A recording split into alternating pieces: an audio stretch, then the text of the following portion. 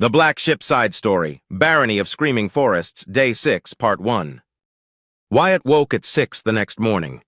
For once, he had managed a good night's sleep. Having talked with Marcus and Rachel the night before over their fish dinner, he went down his list of things that needed doing and ticked a few more off. Then he had returned Marcus to the Eternal Garden with a Yikanti translation device, along with his instructions to Marcus to, "Please try and get the humans and the Yikanti to get along. You might try pointing out they were all former prisoners of the Drazan." By the time he returned to the Noir Navio, it had been almost 10, but when he returned, it was to discover 5 plastic crates with his name on, along with a huge waste bin full of small bits of Drazan spacecraft, which brought another smile to his face. With a little luck, that wreckage would help him get a solid community going in Newtown. He'd had the crew load them onto the shuttle there and then. Putting on his armor, he opened the door, only to see Jincho waiting for him. The Yikanti was busy adding notes to sketches on his datapad. He looked up, saying, "You're 12 minutes late, Wormbrain. Pretty Eyes said she was sure you would be ready at 6, and I was here waiting." Wyatt groaned. "Sorry, Jincho. I have been awake every day this week at 5:30, but today I'm a little late." Jincho looked up at him, then said, "We all work hard. Sometimes we need a bit more sleep. It's not a problem. I had new ideas. Let's go." Wyatt looked at Jincho. "You don't even know what I need you for. How can you say let's go?" Jincho ruffled his feathers. "Pretty Eyes says you need remote control of Drazan shuttles. She says I have 2 days, and any time I don't need for that job, I can help you down on planet, so let's go." Wyatt looked confused. "Go where, Jincho?" he asked. Jincho looked at him as if he was stupid. "Go to planet Wormbrain. I worked out how to let humans fly Drazan ships remotely 4 days ago. I saw you asked during battle if was possible, no time then, but now is easy. My technicians will fit and test today, you can have tomorrow. So let's go!" Wyatt gave a short laugh and shook his head. "Okay, Jincho, I was going to get breakfast, but we can get that in Newtown." He started down the corridor, then ran back to his room, picking up a basket that had been sat on his table. Almost forgot. With Jincho joining him in the cockpit, Wyatt got clearance to launch and went swiftly to Newtown. With only the 2 of them on board and securely strapped in, he wasn't concerned about taking a gentle flight. The staff at the inn had already put a selection of items out for breakfast, and a couple of the workers were already eating when Wyatt and Jincho arrived. Wyatt showed Jincho where everything was, and explained what each item was as they helped themselves to a selection of items. Then Wyatt explained his priorities. The first was to ensure they had a reliable power supply. If anyone thought it was odd that Wyatt was sitting at the breakfast table having an animated conversation with a Yikanti, no one said a thing. Declan arrived at exactly 7, got his breakfast, and only then seemed to notice Wyatt. Elizabeth walked over from her shop a few minutes after that, and Aino arrived perhaps 10 minutes later. Wyatt waited until they were all comfortable before taking some pencils and 2 notebooks from the top of the basket and passing them to Elizabeth, saying, "Your father mentioned yesterday that you have a real problem getting notepads. I picked these 2 up from the Noir Navio. They get used for taking notes, when it's not convenient to use a datapad. I wasn't sure about the pencil situation, so I grabbed a few of those as well." That simple gift got Wyatt a beaming Elizabeth, and her squeal of delight had everyone look at her in shock before they went back to their food. To give her time to recover, Wyatt offered everyone a pastry from the basket, saying, "I'm sorry these were made yesterday, but they are still fresh." Everyone except Jincho took a pastry, but Jincho shook his head and instead took out something from a bag and quickly ate it down as the others enjoyed their treats. Then Wyatt started to tell them of his plans for the day. "I know. I need you to find some people to unload the shuttle. There's a bin full of Drazan wreckage that needs to just be placed somewhere safe. And more importantly, there are 5 crates with new generators to go to the hydroelectric generating station. I suggest putting them in the APC. Jincho, I'd be very grateful if you would supervise their installation. There's a mechanic and an electrician who have been there before. I suggest we send them along as well, and Declan, I'd be grateful if you and your men could provide protection and transport. Her Highness considers Jincho here essential to the conflict. It is therefore very important that we ensure he is well protected." Declan saluted. "It will be as you command, my lord." Wyatt turned to address Aino. "I have some news for you. You are going to have to find homes for 137 more refugees from the Drazan. But these ones are different. They are Yikanti, like my friend Jincho here. I spoke with them last night. Mostly they are artists, but there are a few warriors, and a good number are farmers and former slaves. Wyatt paused a moment to think. Put the warriors with the sergeant major. Make sure they can work with the auxilia. Give the artists support. I don't know what they will want to do, but they said last night that some of them work with glass. If you can get the glassworks working, then perhaps they can make use of it. They will need supplies, materials, and maybe equipment. Get a list and I'll have Rachel place the orders. The farmers know how to grow crops, but they have apparently different methods. Just give them the support they need. I have no idea what the former slaves can do, Jincho. What do you think? Wyatt asked. Jincho looked up when his name was mentioned. Despite having been working on something on his datapad, he had apparently been paying attention, as he answered instantly. Slaves used to hard work, will have many skills, mostly physical, work in fields, build structures, repair things. Anything hierarchy will not do because it is dirty or requires heavy lifting. You treat well, ask what they can do, they will work hard for you because they are free. Do not order, just ask, choice important. You also have Yikanti architect and engineer, true? He asked Wyatt, who just nodded his head, indicating that he did indeed have both. So Jincho continued, Architect, clever Yikanti. We make different style of buildings to these. As he gestured around him, use grid shell designs, very good for big open structures, lots of space inside, no internal columns or beams. Shell supports own weight. If you need buildings, you ask, or maybe give him land and let him create things. You will see. Wyatt and Aino looked at each other, both saying at the same time, sawmill. Jincho ignored them and continued, engineer another clever Yikanti. Before Jincho leaves, we'll look at Wyatt's new town, find what is wrong, make list for engineer, she fixes, we'll need toolkit, Jincho will send gift for fellow engineer, Pretty Eyes makes Jincho rich, Jincho will help fellow Yikanti. Also, all Yikanti love to perform, not all are good. Jincho looked embarrassed, as if admitting there was something he was ashamed of. But all love to do something, act, sing, dance, make music. Maybe you can help somehow. The humans around the table looked at each other in bemusement, before Wyatt finally said, I can order more books, but they would be human stories, plays, and music, not Yikanti, and I don't know how we could get everything translated, and I don't have any idea where we would get Yikanti instruments from for them to play. Jincho said, you get them datapad. Jincho made app to translate text, long time ago. We'll give to them, human or Yikanti, who wrote not important, just that it is good. Instruments harder. In time, Yikanti will make own. To start, maybe keyboard, can play many parts, many instruments in one. Wyatt laughed. I think we can get a keyboard or two, who knows. Perhaps in turn, our new Yikanti friends might be willing to teach any human who wants to how to play. All the humans around the table smiled at that. Well, said Wyatt, that is the Yikanti sorted. At least for now, I will be going up to the Eternal Garden shortly to bring down more plumbers, electricians, and mechanics, but perhaps I can also get some of the people I previously brought down to help with heavy lifting. Today I'm going to see if we can't get the old kitchens removed and new or newish kitchens installed. I will also be bringing down Marcus to help organize all the work. Is there anyone else we need? Wyatt looked around the table. Aino looked at his notes, then over to Wyatt.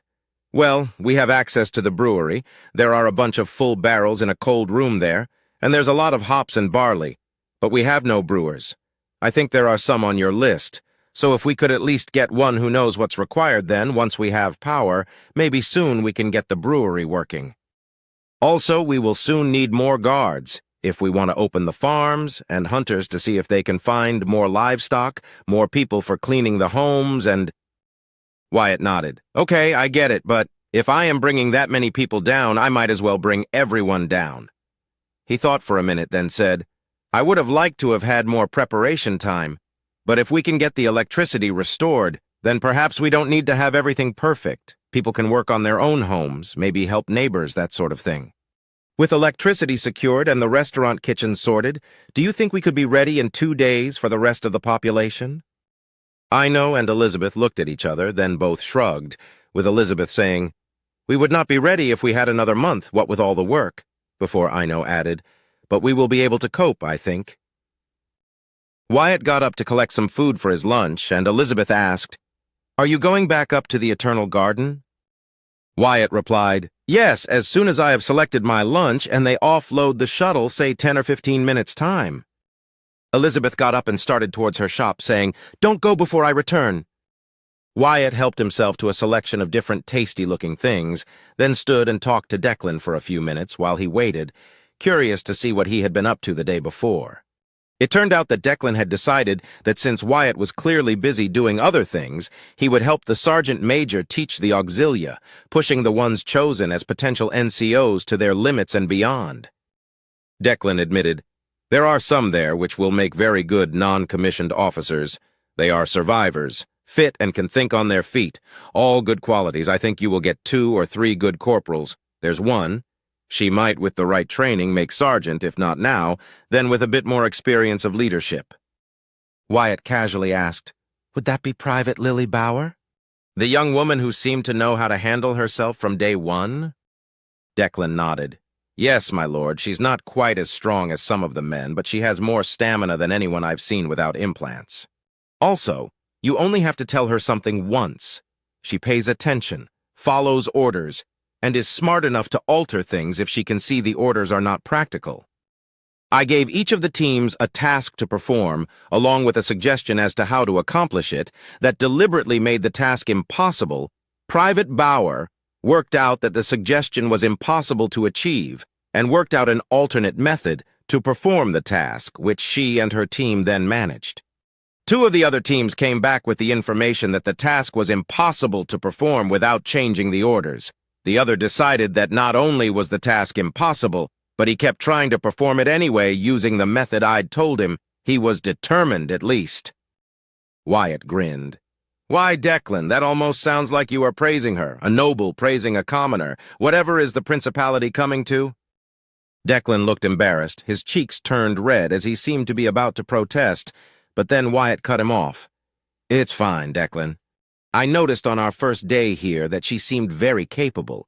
There is nothing to be ashamed of. If she passed your tests, then it would appear she deserves some praise." "Yes, my lord," was Declan's only answer. He might have said more, but at that moment Elizabeth came back carrying a box, holding it out to Wyatt. She said, "It's not much, just spare paints and brushes, but I am sure some of the Yakanti can make use of them. I know I hate to be without such things." Wyatt was about to say, "Why bother?" It would only be 2 days when Jincho spoke up. "Good, Yakanti will be pleased. Is symbol, being made to feel welcome, will make happy Yakanti work better, harder." The words came out in a torrent from his friend's translator. This time it was Elizabeth's face that flushed red, causing Declan and Ino to laugh. Wyatt picked up the box. Fine, I'll take it up with me. I'd rather have happy Yakanti than miserable ones," was all he said on the subject. "I'll be back shortly with the kitchen removers, who hopefully by this afternoon will also be kitchen installers." Going back to the shuttle, Wyatt saw that the bin and the crates had already been removed, with the bin safely off to one side. The return journey to the Eternal Garden was simple and went without problems. Leaving the shuttle to be refueled, Wyatt, box in hand, went to find Marcus. It didn't take him long to find Marcus along with the humans, and surprising him, the Yakanti. What Wyatt at first thought was a heated argument was in fact the 2 species all talking to each other at once. Looking about, he realized that every Yakanti was wearing a translator, and all seemed to be actively talking to the humans, as well as each other. Eventually he found Marcus with a small group of people and a single Yakanti. Wyatt waited until Marcus spotted him and stopped his conversation in order to walk over to Wyatt. Wyatt asked, "Just what is going on? Where did all the translators come from?" "Ah," replied the big man, "I have something for you in one of my pockets."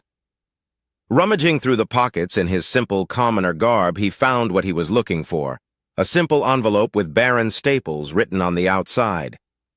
This was on the top of the box that came this morning with 140 Yakanti translators. Wyatt already suspected what would be in the envelope, but opened it to see a short handwritten note. It simply said, "Wyatt, you owe me 70,000 credits. It was signed with a simple C." Wyatt winced at the cost. Still, At least it would make it easy to talk to the Akanti now.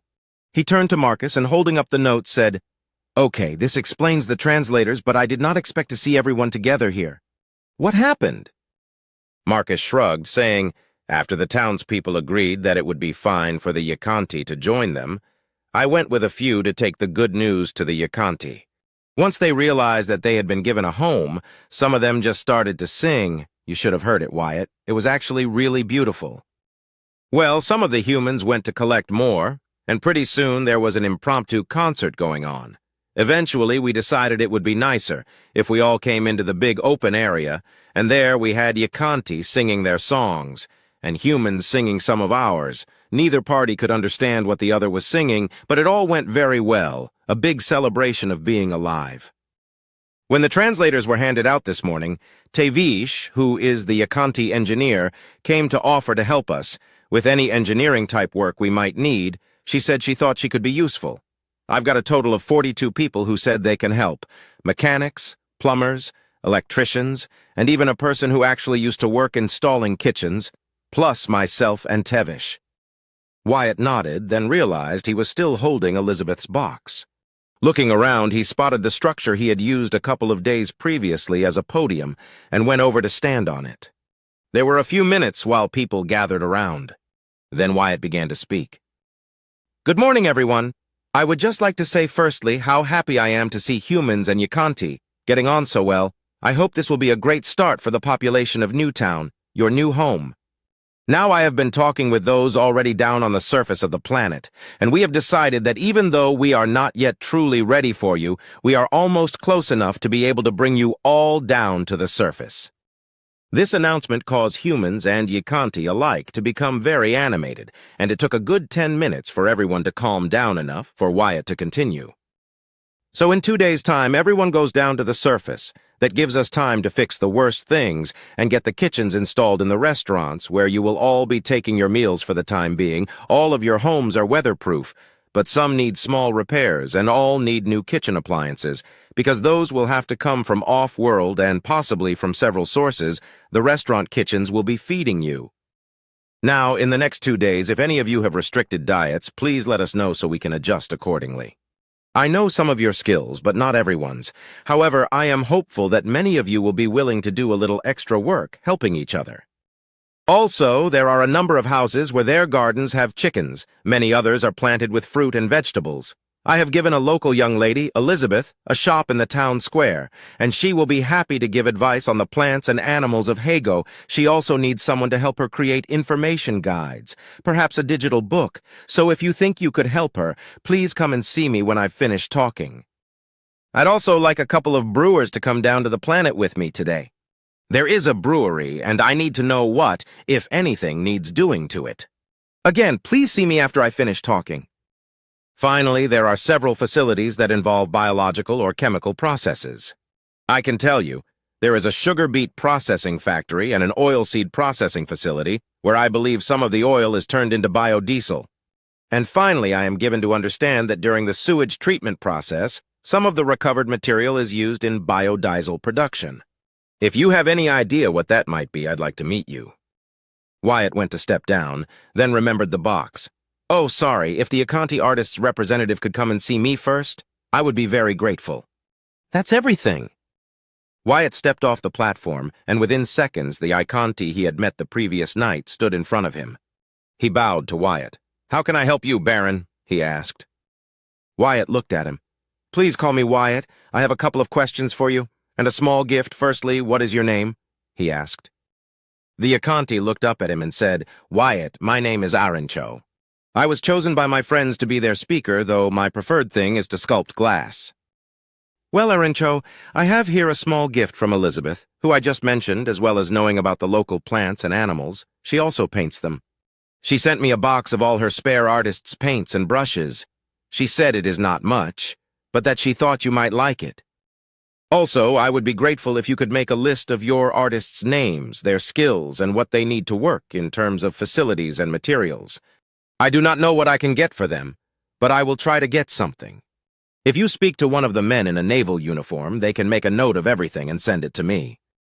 As Wyatt passed over the box, Arinko's eyes started to fill with tears at the simple gesture. All he could say was thank you. Several people now stood in front of Wyatt, so he now said, "Okay, if you can help with creating instructions, digital books, and guides, please stand over on my left," indicating a spot to his left. "If you are here as a biochemist or have similar skills, please stand to my right," indicating a spot to his right. "Finally, if you are a brewer, please come forward and stand here." Wyatt indicated a spot right in front of him. Once they had arranged themselves into groups, Wyatt addressed each in turn, starting with the brewers.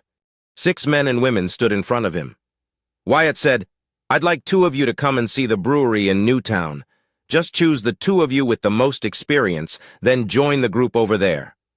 He gestured towards Marcus. 5 people stood to Wyatt's left. Addressing them, he said, "I think we will need people who can produce instruction manuals, leaflets, and digital books, maybe even posters we can put on walls. Would you please get together and work out what you need to do such work? Start with the minimum equipment, and then prepare a list of extra items and what each does. I should be back later today for it. But if not, please pass the list to one of the Royal Navy personnel for my attention." Finally, on his right were 4 people who had trained as biochemists. None had ever worked in a sugar beet factory. Still, one had worked with foodstuffs before and was willing to see if he could make any sense of the factory. But possibly his best discovery so far was that one had previously worked mixing biodiesel.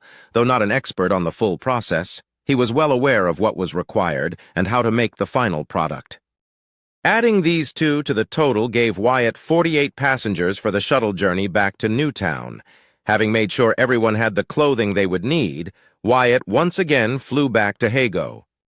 Jincho was still away when Wyatt arrived back at Newtown with his passengers, so having introduced everyone to Aino, he decided to take the biochemists, brewers, and the engineer to see the town, or at least the bits that he'd bought them to see. At the same time, Aino and Marcus got started on removing the existing kitchen equipment from the restaurants. They made a start at the brewery, where he left the 2 brewers to have an explore of the building. A little further down the hill was the plant for preparing the oil. Here, the technician explained that the plant was basically a big press that crushed the seeds and extracted oil, leaving a compostable waste that could possibly also be used as animal feed. It was the next part of the process that concerned him, so they moved on. Further along the road was the sugar beet plant. Inside the building, a sweet, somewhat sickly smell seemed to permeate everything, and Wyatt was glad when the food technician suggested he leave him there to have a look around. The final destination was the sewage treatment works. Wyatt was surprised by both the fact that, unlike the village to the north, this one barely had any smell, and by all the extra equipment present. It looked more like a chemical plant than something intended to process human waste. The biochemist Wyatt discovered was called Robert and tried to explain the process to him, whilst the Yakanti engineer went to have a look around. Robert called Wyatt over to a whole series of pipes and pressure vessels and started to explain things. "Here, sir, this big tank is where you load the clean, raw oil from the oilseed crushing plant. That's simple enough. It feeds into this area where it goes through a process we call transesterification. That's a long name for saying we mix it with typically methanol and a catalyst, probably potassium hydroxide, that's one of the easiest to get. Then you get biodiesel flowing out into this tank, and also glycerol into this other tank. That's a sort of sweet alcohol that can be used as a sweetener or in medicines and even in soap production. It has lots of uses. My former employers made a lot of extra credits by selling off the glycerol to whoever needed it." Wyatt listened as Robert tried to explain all the different parts of the process to him, but most of the technical information went straight over his head. However, when Robert said, "That's odd," Wyatt asked, "What's odd?" Robert pointed to where pipes had been disconnected, and a feed pipe leading from a rack with a pair of 200-liter drums fed in. "This pipe should be bringing in the methanol straight from the sewage plant, but instead someone has built this thing to feed the methanol. I wonder why." Robert bent down to examine the drums. "Ah, this is wood alcohol. That's methanol from wood. If you cook wood without air, it gives off methanol as a vapor. Cool it down, and you get the liquid.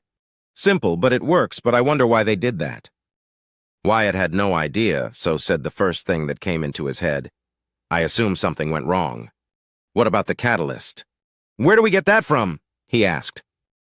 Robert thought for a moment, then said, Well, sir, there are two methods. You can use limestone or seashells. Cook it to get slaked lime, then add potassium carbonate, which you get from potash. Robert paused as Wyatt seemed to be completely oblivious to what he was saying, so he thought for a moment, then said, Basically, sir, you run seawater through a long process, and in the end, you get potassium hydroxide, hydrogen, and chlorine gas. The hydrogen can be used. The chlorine gas is nasty stuff, but another process can be used to turn it into table salt. Trying to remember his chemistry lessons, Robert finally said, I think you can get everything you need from the ocean, the sewage treatment plant, and I think limestone. Why don't we follow some of these pipes and see where they take us? With no better ideas, Wyatt agreed, and for the next 40 minutes they followed the pipes. Wherever they led, finally they met up again with the Yakanti, at a spot where a small explosion appeared to have occurred. Wyatt looked at the Yakanti and said, I'm sorry, but I totally forgot your name. The Yakanti looked up and said, My name is Tevish. Well, Tevish, this, Wyatt said, pointing at the other human, is Robert. Now between his knowledge and yours, and given what each of you has seen so far, why don't you talk to each other, work out what this place does, tell me what's wrong, and more importantly, tell me what needs to be done to fix things. Oh, and tell me in simple terms that I can understand, please, bearing in mind that I am a simple fighter pilot whose only knowledge of engineering is limited to not taking his fighter beyond its limits, and whose knowledge of chemistry is even less than that. Wyatt looked around and noticed what looked like some offices in a building not far away, saying, When you work it out, come and find me in the offices over there, pointing towards the same building he'd just noticed.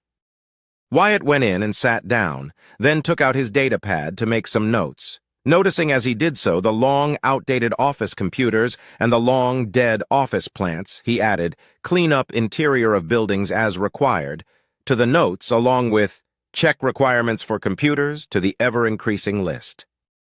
It was only about half an hour later that Tevish and Robert came to find him. So what can you tell me? He asked. Robert started, This place does not just treat sewage and make biodiesel, it is a complex chemical plant. It takes in sewage, river water, and seawater, plus probably some other chemicals. In return, it should, if running correctly, produce hydrogen, natural gas, methanol, biodiesel, glycerol, chlorine, liquid fertilizer, compost, and possibly other potentially useful materials. Oh, and we think it may produce more energy than it consumes, as it also seems to have exported hot water, or maybe steam, possibly to heat some or all of the town. And it has its own electrical generator powered by natural gas. Tevish continued, We think the damage that we saw earlier was done, mainly due to poor maintenance and not repaired due to lack of spare parts. There are testing sensors that ensure contaminants do not enter any of the processes.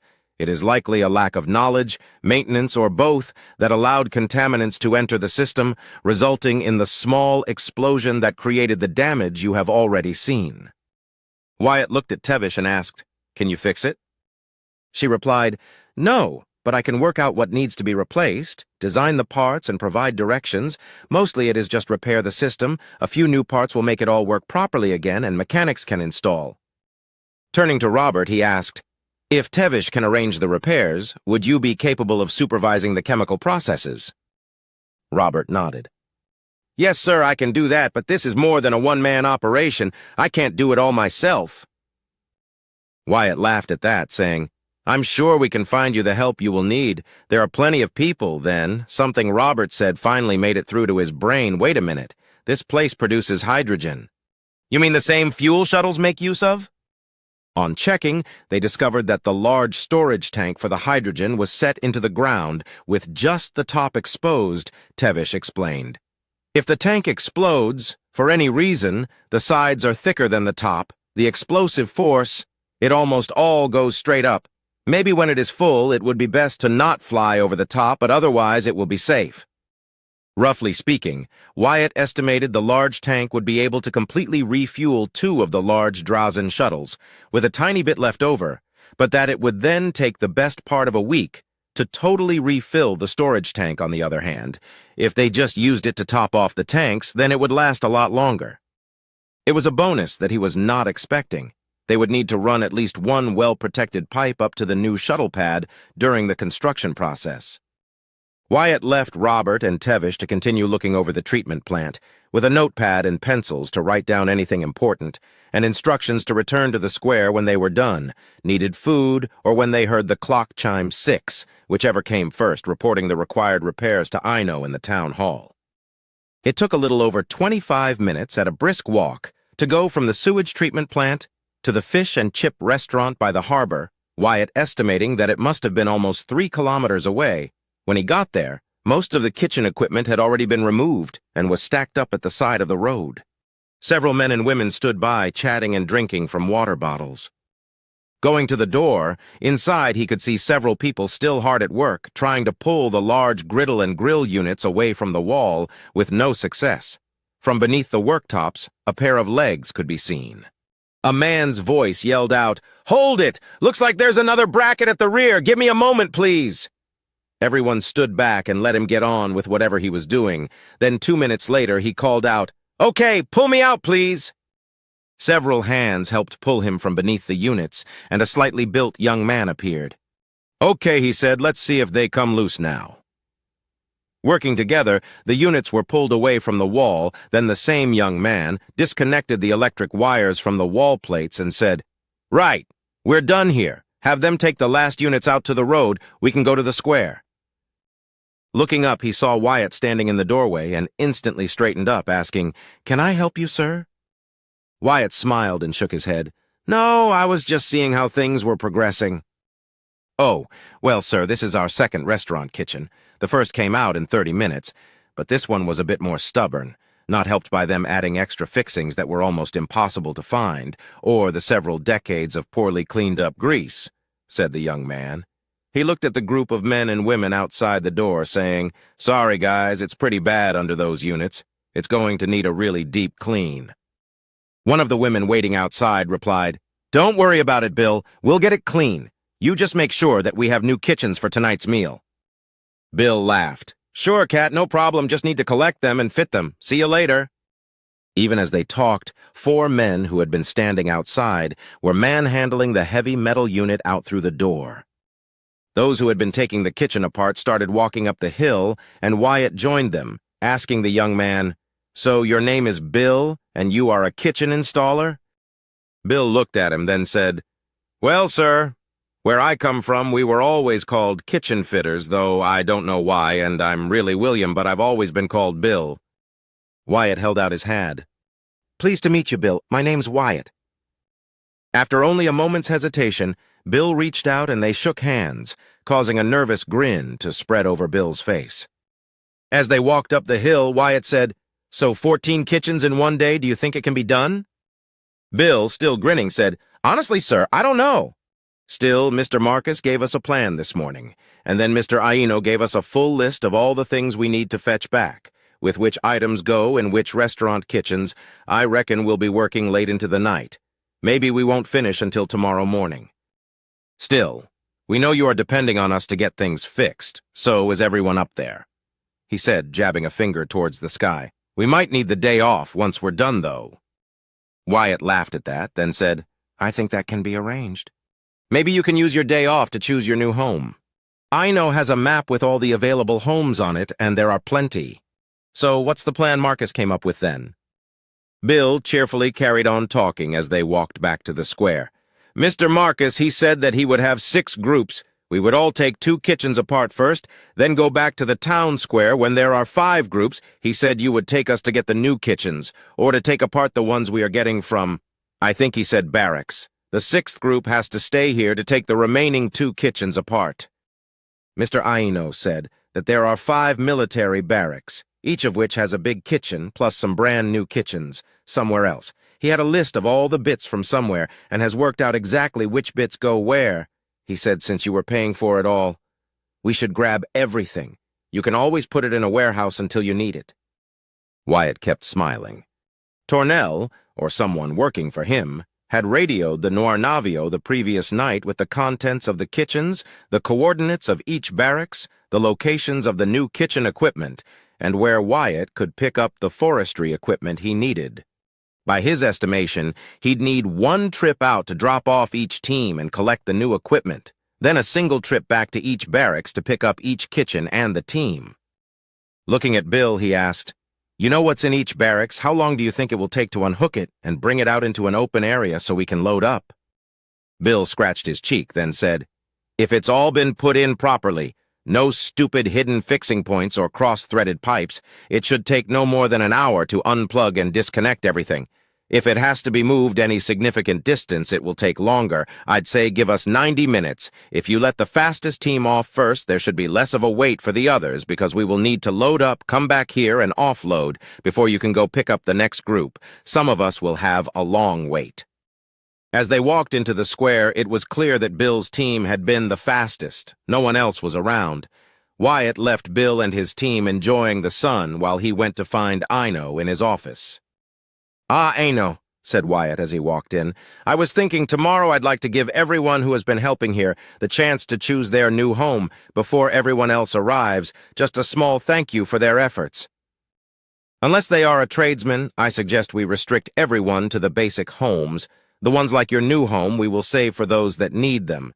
I've picked out the one on the other side of the road to yours for Rachel. Let Marcus choose his own. Since his job is less office work and more organization, he might even prefer one of those out at the third farm. He likes the outdoor life that might suit him more. Keep the slightly larger homes near the school and town park available for those who have adopted children, or in time, who have their own. Oh, and I am going to add one Yikanti to the council here.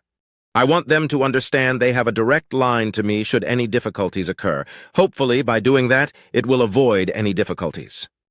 Ino looked surprised at the news about a Yikanti member of the council, but was completely ready for everything else, saying, "I have a full list of every piece of accommodation, the number of rooms, condition, and if any major work is required, finding people homes should not be difficult. So long as everyone does not want a grand house with a slide to the beach, we don't have any of those. As for the Yikanti and a council member, it's radical. Nobility will be appalled, and I expect there will be numerous complaints from off-world. But it makes sense. If you are going to have a Yikanti population, having one of their own to act as an intermediary will simplify matters." Wyatt looked at Ino for a moment and then said, "Who are you and what have you done with the real Ino?" Ino laughed. "Okay, I asked for that, but sitting in the inn talking to commoners each evening, it's changed me. Made me a bit less self-centered, I guess. This place has changed you as well, Wyatt. You give orders as requests, and because people trust you and the requests make sense, they obey, without question. When you don't know something, you make the effort to find out. You don't mind admitting that you don't know what you are doing." Ino paused, thinking about something. Finally, he said, "Declan is right. You are growing into the role of a lord. Yes, I know you hate that. But that's because you think all of us blue bloods think we are better than the commoners. But tell me, is that really the case? Do you not have any noble friends?" Wyatt opened his mouth to protest, to say he had no friends, then shut it, as he realized he did. Clara and Cynthia, also the prince, all of the composters, Jincho, Galt, even Commander Redford and Captain Milcades, had been far friendlier towards him than he would have ever expected. When he did open his mouth, he chose his words carefully, saying, "I may have more friends than I ever realized, even amongst nobles." Ino smiled. "Marcus told me a story this morning. He says he met Rachel, and she showed him a fascinating recording of you taking a destroyer on your own and told a tale of a dinner with Princess Clara. Just the princess, the infamous Cynthia Winfield, herself and you, Wyatt. She told Marcus that Princess Clara was not what she expected, kind and friendly. Rachel was terrified when she met the princess. Yet not only did the princess put her at her ease, but she was actually kind to an exiled noble of a tiny minor house." Now I may be an exiled bastard, but my father was never shy of spending money on the education of all his children. I know that such things never occur, and yet your lack of protest tells me that it must have. Elizabeth also told me a strange tale of how her father met you, how in a matter of minutes you went from killing 2 traitors to providing a diplomatic solution to Hago, again with Princess Clara's approval.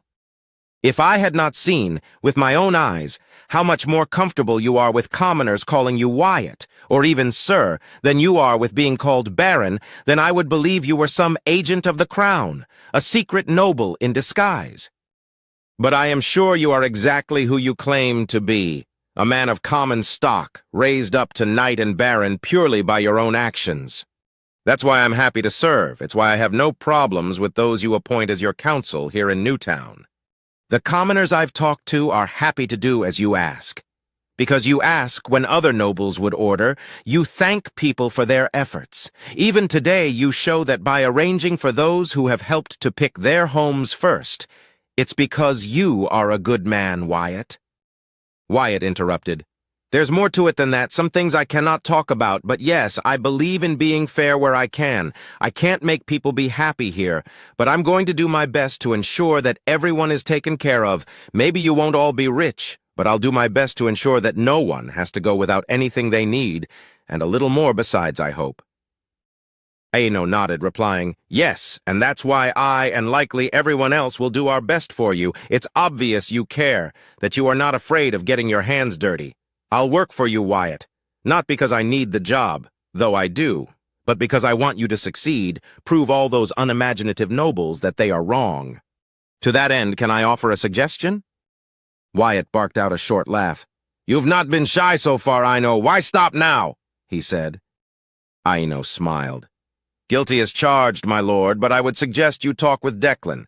He is worried that your behavior, I think he means lack of education and training in protocol, will result in you causing offense, perhaps upsetting one or more nobles.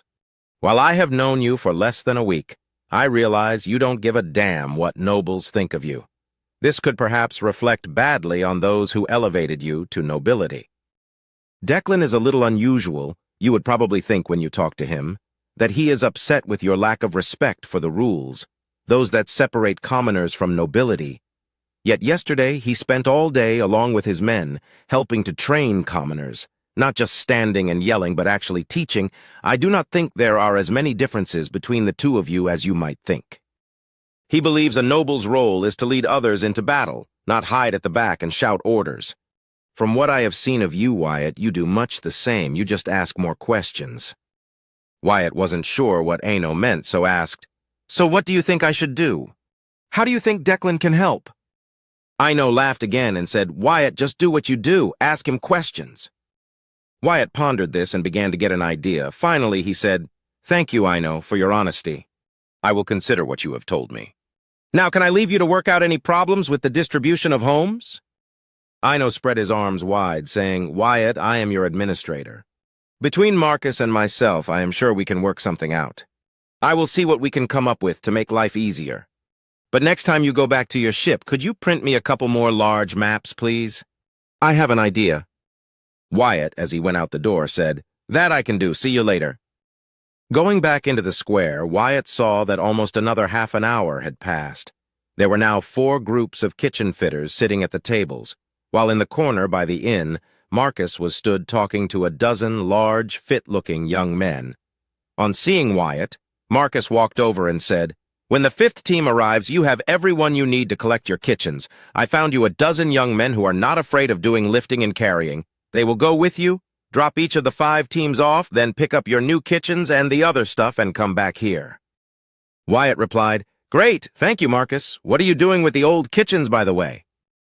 Marcus replied, Well, we are loading them onto the 2 electric trucks and taking them to an empty warehouse. Maybe they can be refurbished for use elsewhere. Maybe we can use the materials. Hell, I don't know. Maybe the Akanti can turn them into something artistic.